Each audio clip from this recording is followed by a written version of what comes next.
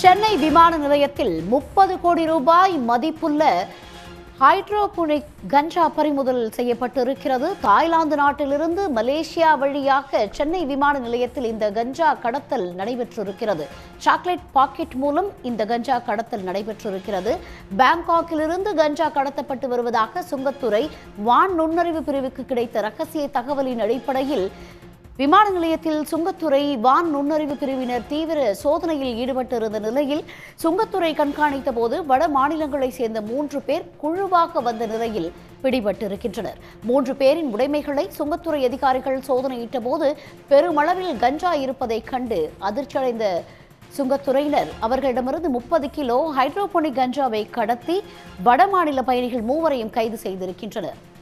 இதுகுறித்த கூடுதல் விவரங்களுடன் செய்தியாளர் ஜெய்சங்கர் இணைகிறார். ஜெய்சங்கர், விவரங்கள்.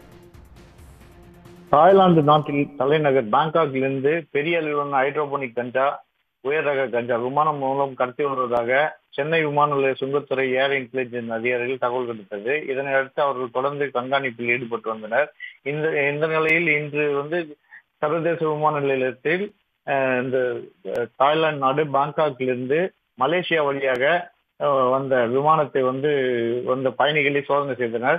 அப்போது அவர்கள் வடமாநிலத்தை சேர்ந்த ஒரு மூன்று பேர் குழுவாக தாய்லாந்து சுற்றுப்பயணம் போயிட்டு வந்ததாக தெரிய வந்தது.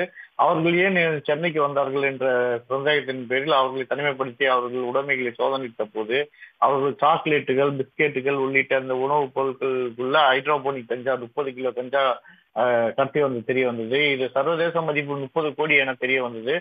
மேலும் இந்த கடத்தல் கும்பல் யார் யார் உள்ளன என அவர்களிடம் தொடர்ந்து விசாரணை நடைபெற்று வருகிறது.